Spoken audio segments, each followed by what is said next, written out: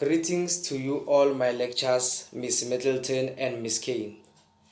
Me and as well as my group members would like to thank you for giving us this opportunity to be able to present our report in a form of a video.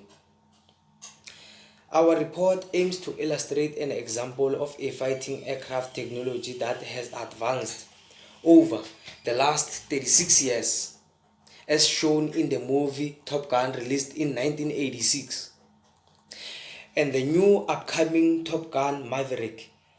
Furthermore, distinctions were made between the two chosen jet fighters. The crewman F-14 nicknamed Tomcat in the movie released in 1986, and the F-A-18EF Super Hornet as shown in the new movie Top Gun Maverick.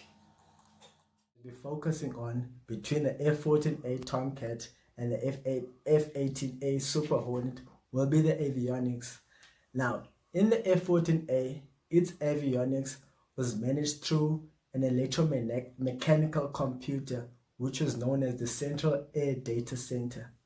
Now, this computer computed things such as the vertical speed, airspeed, and Mach number. The storage capacity in this computer was a mere 32 kilobytes. Now picture this, the average cell phone picture storage is about 156 kilobytes. Now you can imagine how small that storage was. This storage was stored on magnetic tapes, which when full, the reel, besides its job being monitoring the radar, had to switch out these tapes from time to time. In the F-14A's cockpit, it had analog instrument displays, so which means for things such as airspeed, fuel, or aircraft positioning, the pilot had to look at different gauges. This could be time consuming in critical phases of the mission. Now in the F-14 and the F-18A Super Hornet, it had 6 solid state computers. Now the information stored is so vast that information is not stored not only on board the computer but on a defense network cloud. This has an advantage, and that being that the pilot could transmit large amounts of data in real time through the network. The F-18A Super Hornet's cockpit is a digital display, which means that the pilot could bring up different modes or functions of the aircraft whenever required, such as the radar, weapon system, airspeed, or fuel, thus eliminating the need of a reel.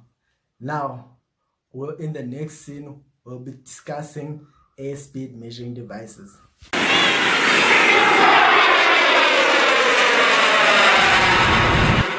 In the picture is an airspeed indicator, an instrument that is used to measure the speed of an aircraft relatively to the surrounding air. And this is a section view of an airspeed indicator. It has 2 main parts, the pitot tube and the static pressure inlet. It uses the differential between the pressure of air. Fixed wings allow more weapons to be mounted on the aircraft. A tapered wing creates a higher drag coefficient when flying at a faster velocity, therefore limiting the speed. The F-14 Tomcat is equipped with a variable geometry swept wing, meaning it can change its orientation from between 20 degrees and 68 degrees during flight. While on an aircraft carrier, the Tomcat can contract its wings to 75 degrees to make more space on deck for other aircrafts. The variable swept wings can be controlled using the onboard avionics. Variable geometry wings means that the aircraft can extend its wings to fly at lower speeds and contract its wings to achieve higher speeds. Having more mechanical parts means that this design is more expensive, requires more maintenance, also making the aircraft heavier due to the lack of stability and rigidity of the wingspan. Weapons cannot be mounted beneath the wings. In conclusions, distinctions were made between the two fighters. The F-14 Tomcat was among the most capable fighter in the sky, with the top speed in excess of Mach 2.4 and a rate of climbing of about 45,000 feet per minute. This supersonic twin-engine, two-seater, twin-tail, and sweep-wing fighter aircraft was designed to fly long missions with big powerful radar and lots of missiles, about 6 AIM 54 AIM Phoenix mounted underneath. Because the aircraft was big and heavy, when in motion it uses the principles of wing bending to minimize the surface area of the air contact with the thickness of the wing, resulting in less drag and more speed.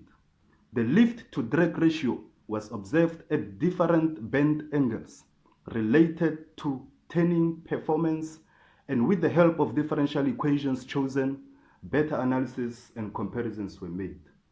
Because the US Navy needed the lighter aircraft with good landing capabilities, less maintenance cost, as well as air-to-air missile shooting capabilities, the F-18 Super Hornet became a better choice for that.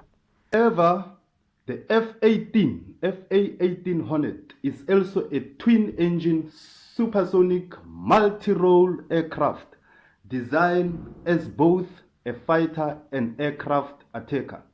This machine is equipped with a modern technology and was made highly versatile due to its avionics and excellent aerodynamics characteristics. It has the ability to carry a wide variety of weapons.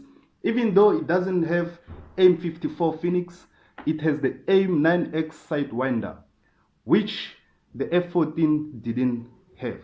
It is integrated with air-to-air refueling system with its thin turbo engines propelling it at the Mach of 1.8, slower than F-14 Tomcat. And this was intentionally made to allow the aircraft to make landings on the short carrier decks. Unlike the F-14 Tomcat, the Hornet engines are much more reliable in flight and results in less maintenance cost.